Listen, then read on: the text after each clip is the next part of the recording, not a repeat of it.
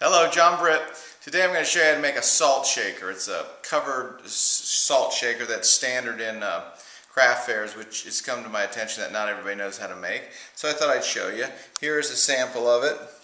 It's got an opening in the bottom and you fill salt in there. You just put salt in like this and then tap it in there.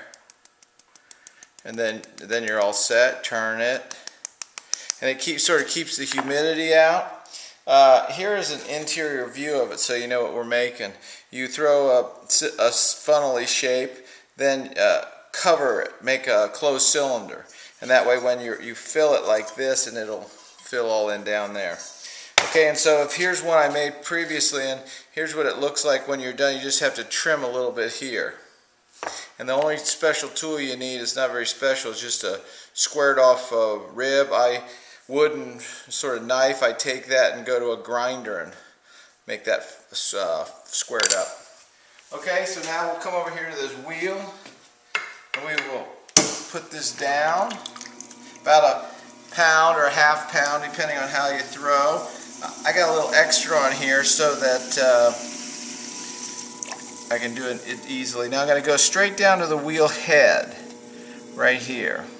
And once I get to the wheel head, sometimes right then I'll come in and sort of clean up the bottom so it's right down flat and I don't have to do too much trimming. Okay, now the trick is go about a half inch, leave about a half inch and open from there. And then go back down. So you have something here now to throw. Okay? So once we do that, we'll start doing our pull here. And sometimes you have to use your little finger or a little tool depending on what. And you just make this, you just keep this nice and tight. And sometimes I'll take my needle there and get it so that it can't be too open or too much salt will come out, but if it's too closed, it won't work well. And then I'll take this tool, also go down at the bottom, sort of square that up a little. Then I'll do my pull, my closed cylinder pull. I'll have a few more videos on other types of objects you can make with this closed cylinder. It's a nice technique. So we just come up. Now we're going to close it not at the top, but a little below the top. And so if you want, you can. I'm just doing it kind of quick, but you just tighten up. And sometimes I'll take a wooden knife tool to help me close that.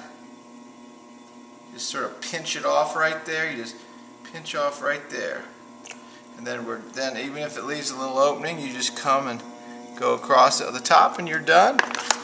And then what we'll do is clean this bottom up. Once it's closed, you can do a lot of stuff because it's got air in there that helps support the walls, so you can push them and they don't collapse. Okay, so now what we do is I made a little chuck here for the trimming portion of this, and I just centered. You have to probably come in closer. I just centered it, and now what I'm going to do is I come in with my trimmer.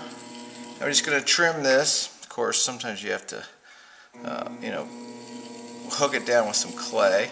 But I might, if I want to make a foot there, I can just make a little foot. Just depends on how you want the bottom to look, but it just cleans it up a little. And then you're all set. You've got your little shaker, and that's it. So I hope you enjoyed that. Make about 25 of those, and we'll see you tomorrow.